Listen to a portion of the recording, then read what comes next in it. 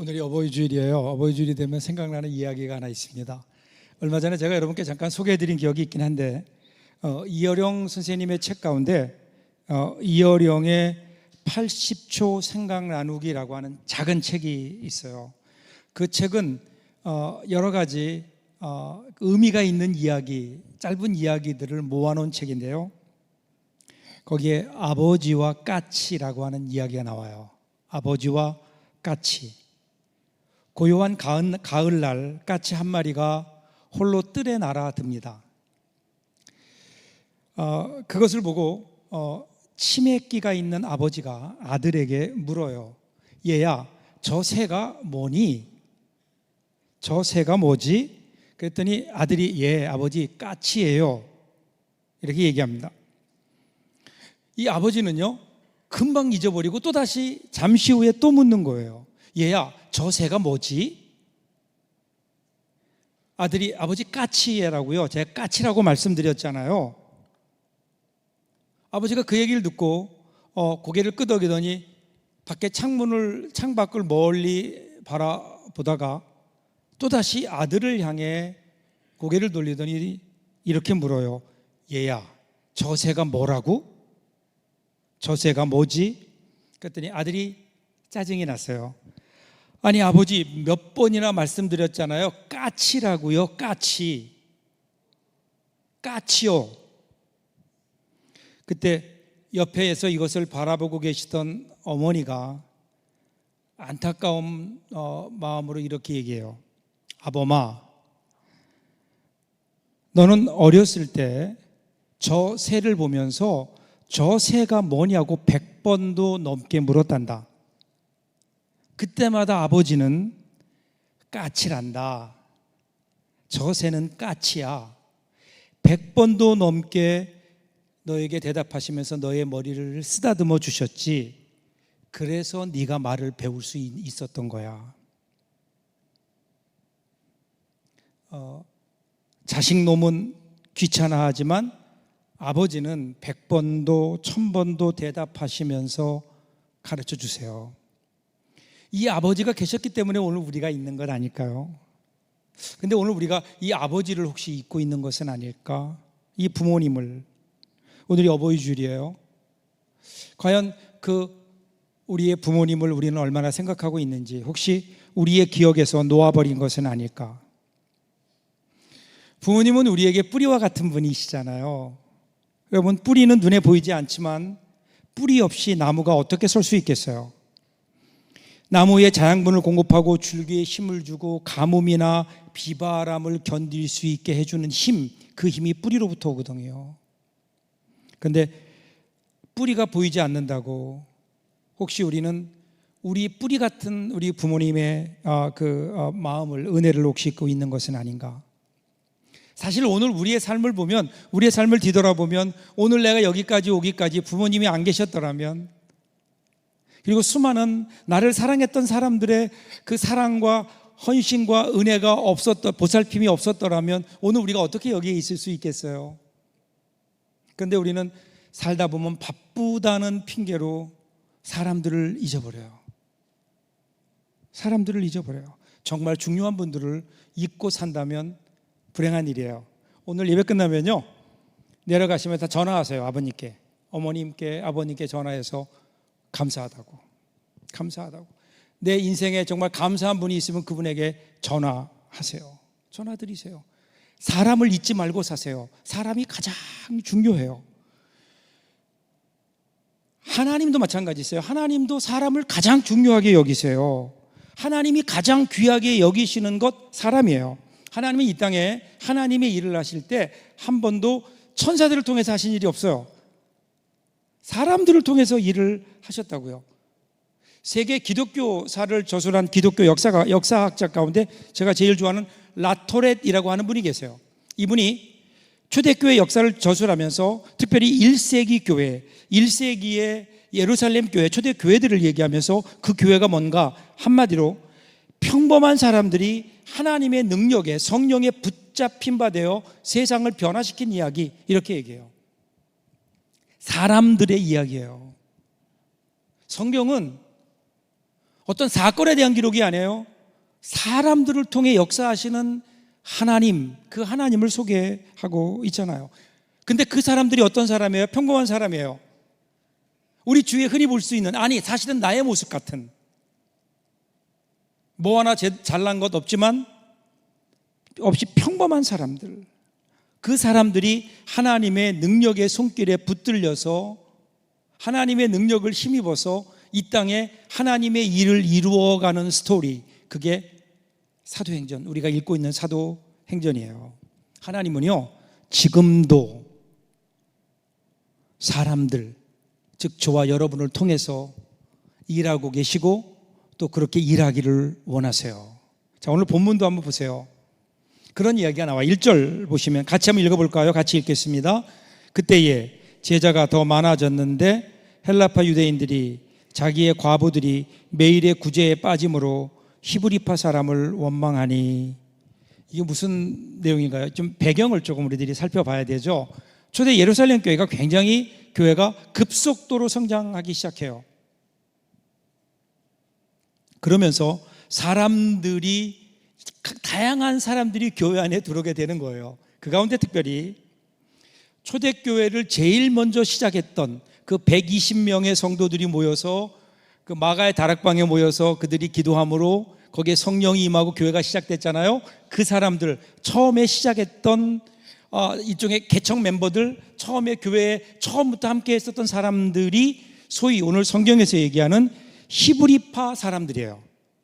히브리파 사람들. 이게 무슨 말인가 하면요, 그들은 한 번도 팔레스타인 지역, 오늘날의 이스라엘 지역을 떠나본 적이 없고 거기에 살았던 사람들, 그들이 썼던 언어도 히브리어 내지는 아람어를 썼던, 그러니까 굉장히 유대적인 문화를 가지고 있었던 사람, 이 사람들이 히브리파 사람들이에요. 그런데 거기에 반해서 이제 헬라파 사람들이 들어오기 시작해요. 헬라파 사람들은요 유대인인데 외국에 살던 디아스포라예요. 멀리 외국에 나가서 살았던, 그 당시에 소위 말하는 그 그리스 로마 제국에 흩어져 살았던 사람들이 교회 안에 들어오기 시작한 거예요. 그 중에는 우리 지난번 사도행전에서 살펴봤지만 사도행전 2장에서 성령이 임했을 때 그때 사도들이 방언을 하기 시작하고 거기에 왔던 많은 사람들이 그 방언을 들으면서 우리나라 말이네 라고 그렇게 그들이 깨닫게 들을 수 있었다고 성경 기록하잖아요. 그때 그 사건을 통해서 예수 그리스도에 대한 관심을 가지고 예수를 받아들인, 복음을 받아들인 사람들도 있었을 거고요. 또 하나는 이제는 외국에 살았지만 나이가 들면서 나의 마지막 여생은 예루살렘 성전 가까운 곳에 지내야 되겠다, 그래서 돌아온 사람들도 있었을 것이고, 여러 가지 다른 이유로 다시 고향으로 돌아온 해외 동포들, 해외에 살았던 유대인들이 들어왔어요. 이 사람들이 헬라파 유대인들이에요. 자, 히브리파 유대인들, 그 다음에 또 하나는 헬라파 유대인들. 달라요. 언어가 달랐어요. 히브리파 유대인들은 아람어, 헬라파 유대인들은 헬라어, 그 당시에 그리스어를 썼어요. 언어가 달라요. 문화도 달라요. 이쪽은 소위 그 히브리 민족들이 가지고 있던 전통적인 어떤 유대교적 문화를 가지고 있었는가 하면 이쪽은 어떤 면에서는 이방적이고, 그리고 로마 제국 그 당시에 헬라 문화적인 역량을 가지고 있는 사람들. 언어가 다르고요, 문화가 다르죠. 그러면 다른 사람이에요. 다른 민족이에요. 말이 안 통해요. 소통의 문제가 있을 수 있는 거예요. 근데 교회 안에 이러한 어떤 면에서는 이질적인 서로 다른 문화들이, 사람들이 들어오게 되었다는 거예요. 근데 그게 교회예요. 여러분, 여기 앉아있는 많은 여러분들 보면요, 다 같나요? 생각이 달라요. 지금 설교 들으면서도 각각 생각하는 건 다를걸요. 사람마다 문화가 다르고 쓰는 말이 달라요.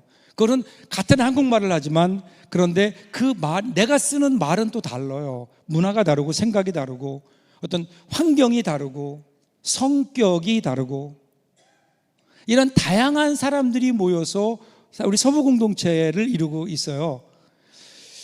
여러분, 교회가 선교 단체와 다른 점이 여기에 있어요. 선교 단체는 같은 목적을 가지고 같은 또래의 사람들이 모여요. 그래서 무언가 거기서 일어나는 시너지 효과는 굉장히 클 수 있어요. 그런데 교회는 그렇지 않아요. 교회는 가정과 같아요. 여러분, 가정을 보면 가정을 이루는 구성원을 보세요. 어떻게 이루어지죠?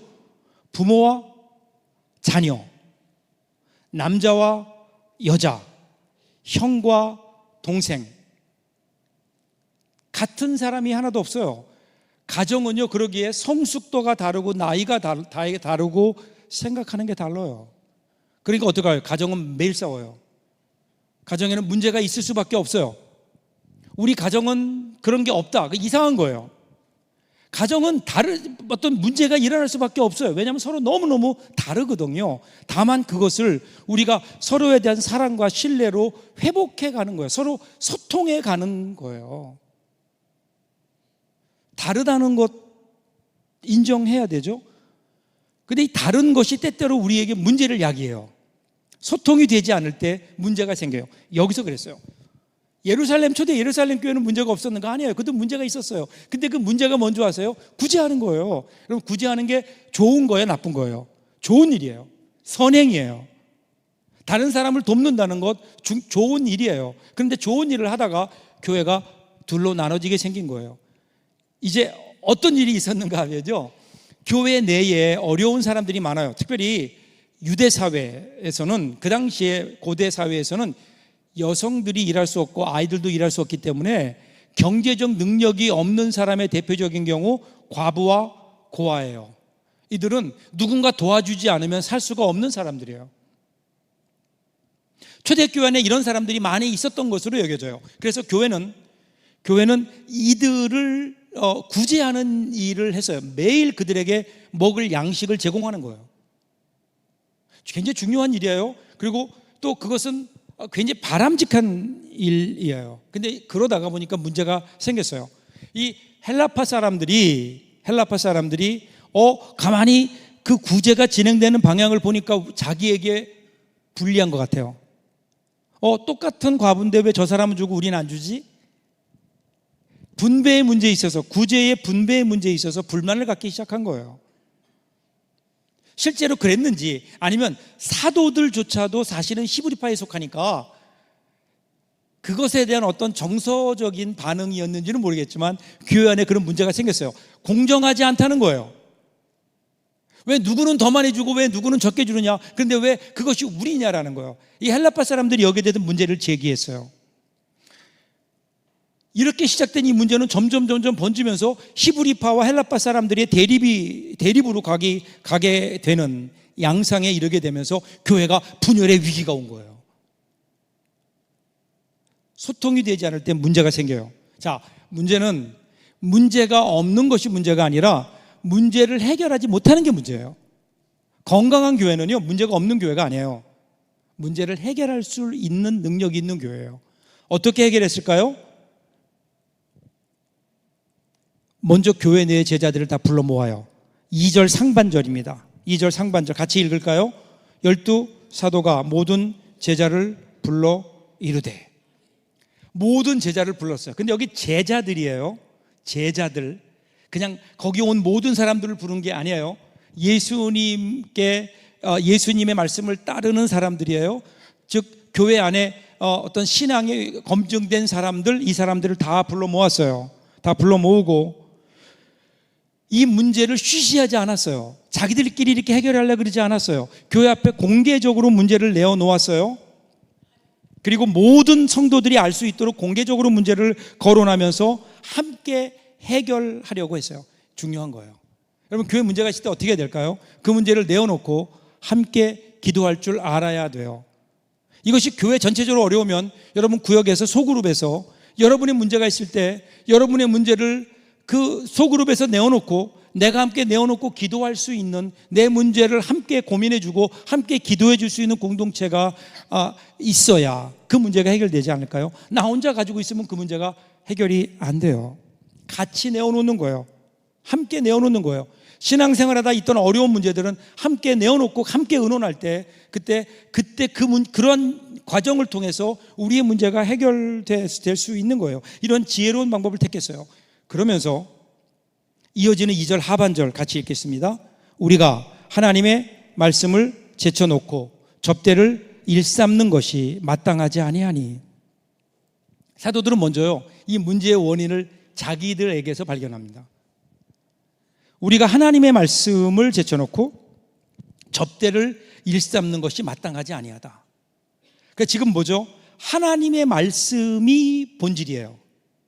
하나님 말씀이 본질이에요. 더 정확하게 얘기하면 예수님의 명령이에요. 예수님 명령이 뭐였죠? 사도행전 1장 8절 보면 오직 성령이 너에게 임하시면 너희가 권능을 받고 예루살렘과 온 유대와 사마리아와 어디까지요? 땅 끝까지 이르러 내 증인이 될 것이다. 이것이 주님의 명령이었다고요. 예루살렘 교회가 세워진 이유, 그들의 비전과 미션이 여기에 있었어요. 땅 끝까지 복음을 전해야 되는데 지금 그들이 뭐하고 있다고요? 그 일들은 제쳐놓고, 하나님의 말씀은 제쳐놓고 뭐하고 있어요?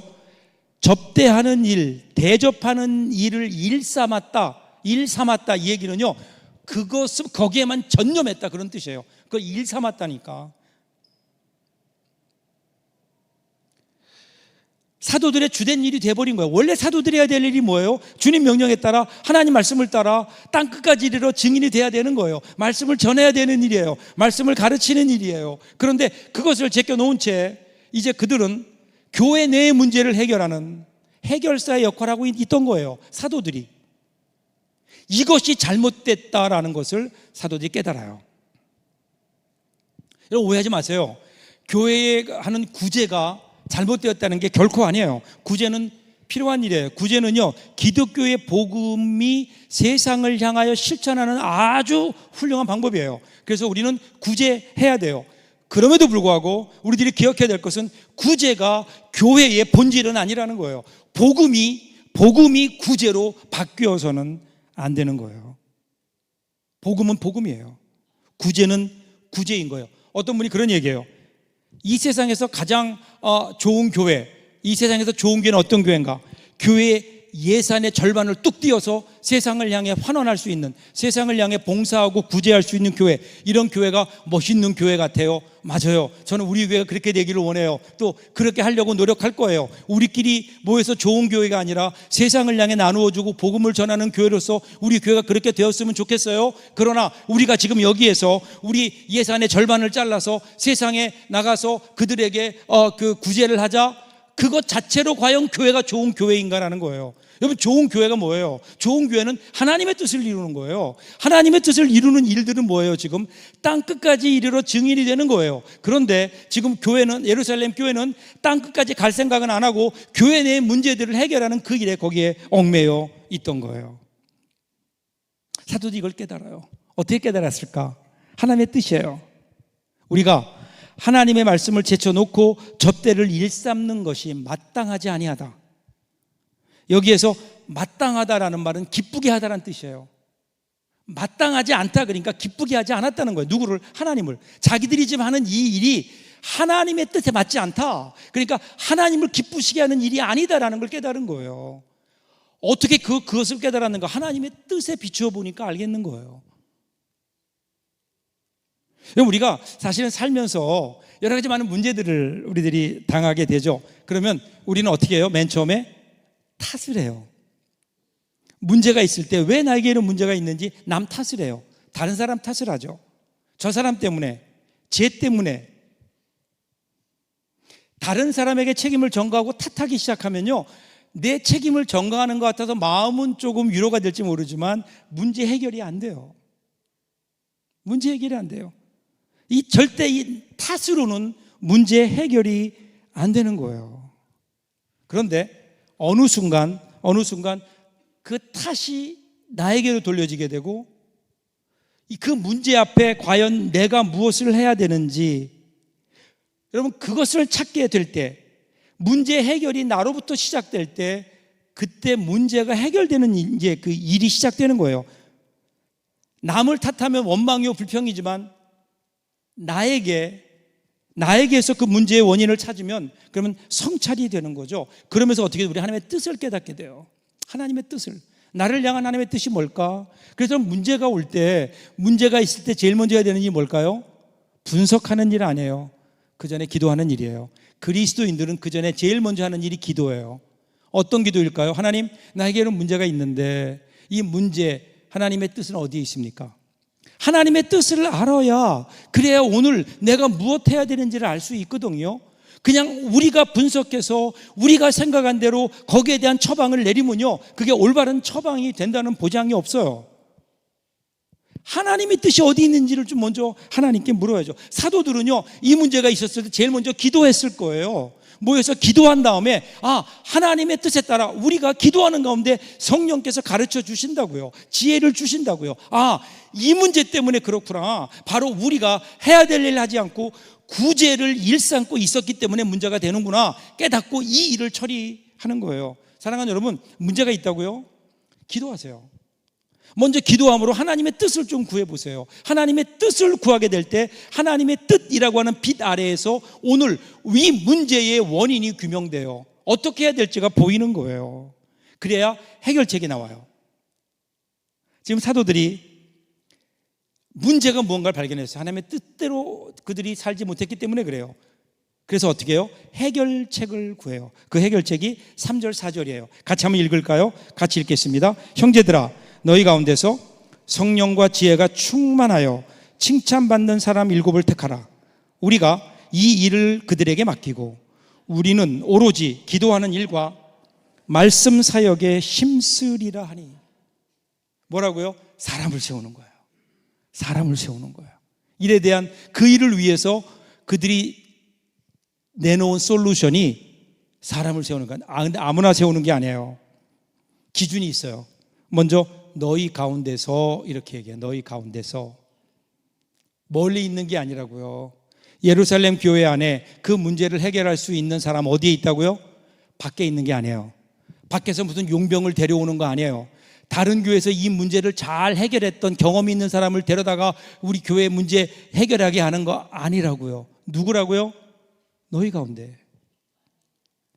너희 가운데. 여러분, 우리 서북교회에서 우리 만약 문제가 있다면 이 문제를 해결할 사람이 어디에 있다고요?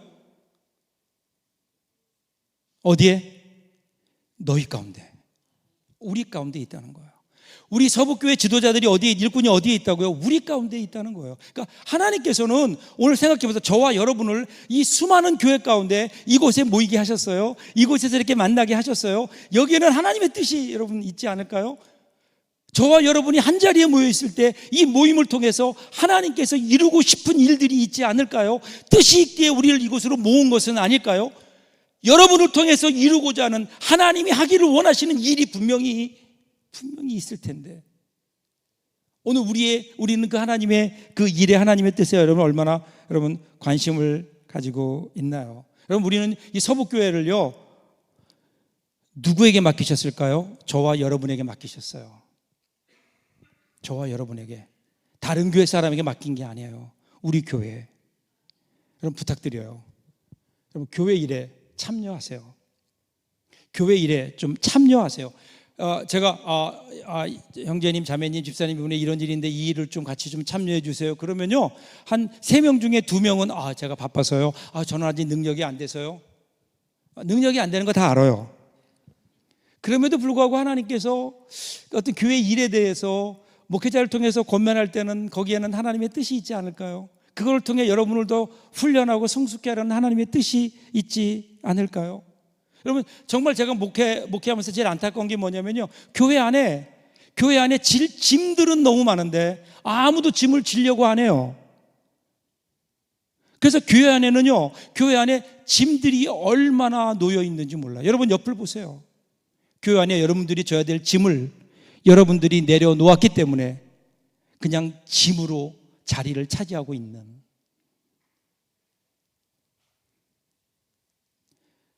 서북교회를 하나님은 저와 여러분에게 맡기셨어요.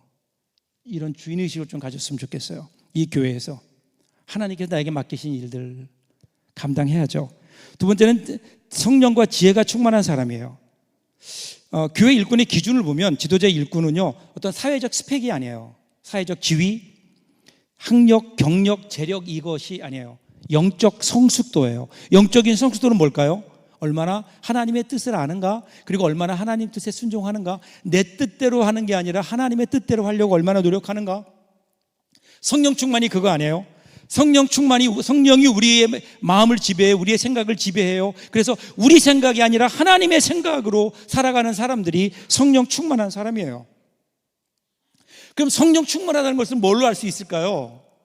많은 사람들이 뭐 이상한 얘기하고 뭐 할렐루야 하고 이러면 이게 성령 충만한 건가요? 아니에요. 성령 충만한 것은 하나님의 말씀대로 살아가는 성령의 지배를 받잖아요. 그럼 어떤 일이 일어날까요? 하나님의 말씀을 딱 한마디로 요약하면 하나님 사랑, 이웃 사랑이에요. 그의 삶을 보면 하나님을 얼마나 사랑하는가, 얼마나 하나님을 경외하는가, 그다음 이웃을 얼마나 사랑하는가, 이것으로 나타나게 돼 있다고요. 그래서 그 다음에 나오는 세 번째가 뭐예요? 칭찬받는 사람이에요. 칭찬받는 사람.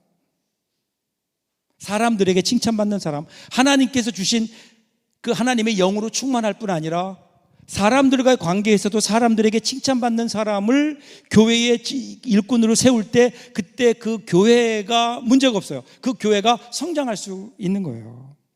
칭찬받는 사람. 그리스도인으로 인정받는 사람.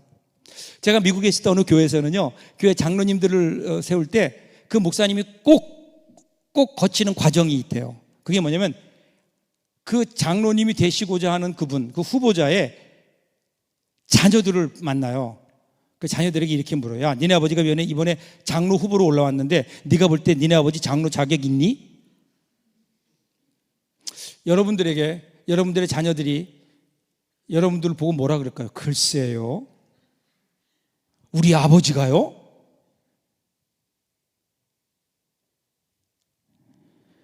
칭찬 듣는 사람, 그리스도의 삶을 실천하며 사는 사람, 우리 삶을 통해 예수 그리스도를 보여주는 사람, 그런 사람, 영적으로 성숙한 사람이 교회 지도자가 되어야 된다는 거예요. 여러분, 지금 갈등이 생겼어요. 그런데 그 갈등을 위해서 사도들이 기도하는 가운데 자신들의 잘못을 깨달았어요. 그래서 어떻게 했어요? 사람들을 세웠어요. 성령과 지혜가 충만한 사람들을 세웠어요. 그것을 통해서 교회가 진행되는 거예요. 여러분 생각해 보세요. 세상적인 방법이 아닌 거예요. 사람들이요, 사도들이 그 일에 대한 책임을 지고, 이 문제에 대해서 책임은 우리 사도들이 제일 크니까 우리 12사도 중에 6명이 물러나겠습니다, 그러지 않았어요. 당사자들 불러다가 시시비비를 가리면서 야, 이게 잘못됐잖아, 이렇게 하지 않았다고요. 이 접대하고 봉사하고 구제하는 이 제도가 잘못되었으니까 절차를 고치자, 그러지 않았어요. 어떻게 사람을 세웠어요.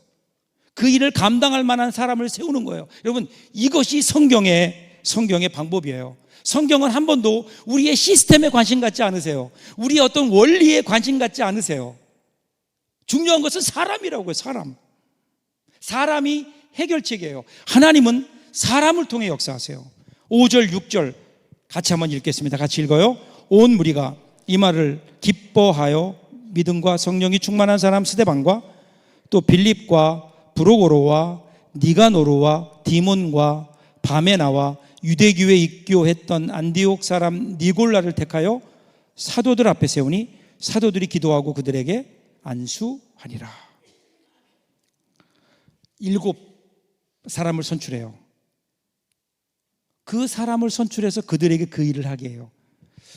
여러분, 교회는요, 일이 중요한 게 아니에요. 어떤 사역이 중요한 게 아니에요. 그 사역을 하는 사람들이에요. 사람들. 제대로 된 사람이 있으면 그냥 되는 거예요. 일하는 거예요. 성령 충만한 사람이 있으면, 하나님의 뜻을 아는 사람이 있으면 교회 일은 은혜롭게 진행되는 거예요. 반면에 아무리 좋은 시스템을 가지고 아무리 좋은 어떤 원칙을 가지고 있다 하더라도 만일에 그것을 집행하는 사람이, 그 일하는 사람들이 하나님의 뜻을 떠나서 그들이 자신들의 생각으로 그 일을 움직이면 어떻게 될까요? 그러면 하나님의 일은 이루어지지 않는 거예요. 사람이 중요하다니까요. 여러분, 교회는 사람이에요. 일이 아니라, 사역이 아니라 사람이에요. 오늘 우리가 나와서 예배드리는 이유가 뭐예요? 그런 사람이 되기 위한 거 아닐까요? 우리가 성숙하게 되기 위함이 아닐까요? 하나님의 관심은요, 우리 교회가 얼마나 교회가 깨끗하게 유지되느냐에 있지 않아요. 하나님은 우리 교회가 뭐 2배로 부흥하느냐 여기에 있지 않아요. 하나님의 관심은 여기에 있는 여러분들이 얼마나 하나님의 사람으로 성숙하고 키워지느냐. 여러분, 올해 우리 그 교회 표어가 뭐죠? 그래요. 여러분들이 하나님의 관심은 여러분들에게 있고 저도 관심이 여러분들에게 있어요. 내년에는 표어가 뭐가 될까요? 분명한 것은요, 나는 그리스도인입니다는 똑같아요. 가운데 거만 바뀔 거예요. 나는 땡땡땡 그리스도인입니다. 내년에 그렇게 될 거예요.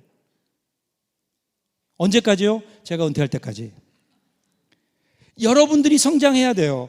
교회가 커지면 뭐 할까요? 여러분, 목사가 유명해지면 뭐 할까요? 그거 중요한 거 아니잖아요. 하나님의 관심은 여러분들에게 있다고요. 여러분들이 성숙하고 여러분이 하나님의 사람으로 성숙하기를 하나님은 원하시는 거예요.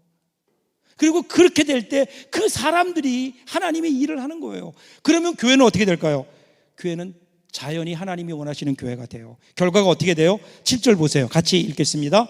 하나님의 말씀이 점점 왕성하여 예루살렘에 있는 제자의 수가 더 심히 많아지고 허다한 제사장의 무리도 이 도에 복종하니라.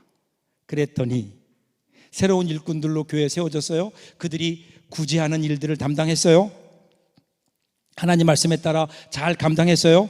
그리고 사도들은 그때부터 하나님의 말씀을 따라 선교하고 복음 전하는 일에 전념했어요. 그랬더니 교회가 더 부흥하기 시작해요. 심지어는 유대교의 제사장들까지도 회심하고 돌아오는 역사가 있었다고요. 이 놀라운 일들이 있었다고요. 이 일들이 누구 때문에 이루어졌다고요? 사람들 때문에. 사람들로 인해서. 교회가 어떤 갑자기 무슨 비전을 바꾼 것도 아니에요. 교회가 어떤 프로그램을 바꾼 것도 아니에요. 교회가 어떤 시스템이 바뀐 것도 아니에요. 그냥 사람을 세웠다고요. 사람을. 교회는 사람이에요. 저와 여러분이 교회라고요. 여러분, 우리 교회 역사에 아주 전설처럼 내려오는 유명한 이야기가 있어요. 예수님께서 부활하신 후에 승천하셨어요. 하늘나라에 가셨어요. 천국에 들어가는데 천사장인 가브리엘이 예수님을 마중 나온 거예요. 마중 나와서 예수님 보면서 걱정스러운 표정으로 예수님을 맞으면서 예수님께 묻는 거예요. 예수님, 지상에 가셨던 일은 잘하고 오셨나요? 예수님께서 잘하고 왔지. 잘 다 이루고 왔지. 물론 예수님이 십자가에 돌아가실 때 다 이루었다 말씀하셔서 뭐 그렇게는 생각하지만, 그런데 제가 볼 때 이루어진 건 하나도 없는 것 같은데요. 뭐가 이루어졌죠? 야, 내가 12제자를 남겨놨잖아.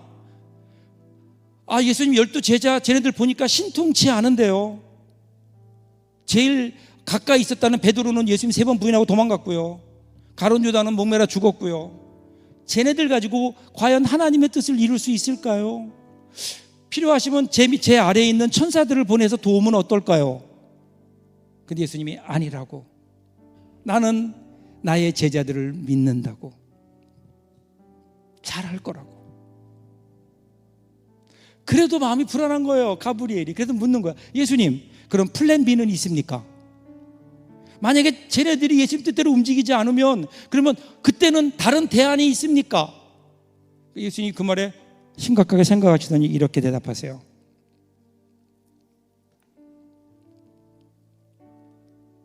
그래도 할 수 없지. 그래도 할 수 없지. 나에게 다른 대안은 없어. 나에게 다른 대안은 없어. 여러분, 우리가요, 예수님의 유일한 대안이에요. 우리가 일하지 않으면 예수님도 대안이 없어요. 결국 사람이라고요. 사람의 손에 하나님의 손에 붙잡힌 사람들, 하나님이 이 사람들을 찾고 있어요. 여러분, 독일의 어느 마을에 2차 대전 때 폭격이 있었어요. 그래서 전체가 다 아주 많은 교회 그 지역에 그 마을에 건물들이 파괴됐는데, 그 가운데 교회는 그래도 그나마 어느 정도 보존이 됐는데, 교회 앞에 있었던 예수님 상이 완전히 폭탄을 맞아가지고 완전히 깨져버렸어요. 근데 그 동상은 사실은 그 지역 사람들에게 굉장히 의미 있는 그런 예수님 동상이었기 때문에 전문가들을 동원해서 복원을 했어요. 있는 것 그대로 복원을 하기 시작했는데, 복원했지만 결국 복원이 완전하게 이루어지지 못했어요. 특별히 그 가운데 예수님의 손을 양손을 벌리고 계신데 그 손을 복원할 수가 없는 거예요. 찾을 수가 없어요, 흔적을. 그래서 어떻게 될까? 이것을 뭐 다른 걸 갖다가라도 만들어 놔야 되느냐, 아니면 어떻게 되느냐 고민하다가 이들이 그걸 그대로 두기로 해요. 예수님의 손이 없는 동상 그대로 두면서 전쟁의 어떤 아픔을 기억하자라는 의미와 함께 그 밑에 이런 글귀를 써 넣어요. 너희가 곧 내 손이니라. 너희가 곧 나의 손이니라. 예수님의 손. 오늘 주님이 우리에게 원하시는 거 그거 아닐까요? 사랑하는 여러분, 하나님은 지금도 우리를 찾고 계시다고요. 어떤 교회, 뭐 좋은 교회가 아니에요. 바로 여러분 한 명 한 명이에요. 아브라함을 불러내셔서 믿음의 길을 걷게 하셨던 그 하나님께서 오늘 우리를 찾고 계시다고요. 우리를 통해 하나님이 이 땅에 이루시기를 원하는 하나님의 간절한 바람이 있어요. 그것들을 좀 이루어드리는 우리가 될 수 있으면 얼마나 좋을까요? 하나님의 일, 하나님의 손이 되어서 이번 한 주간 동안도요, 여러분의 직장에서, 여러분의 가정에서, 그리고 우리 교회에서 이 하나님의 손이 되어 하나님의 뜻을 이루어드리는 귀한 삶을 사는 저와 여러분들 될 수 있기를 주님의 이름으로 축복합니다. 기도하겠습니다.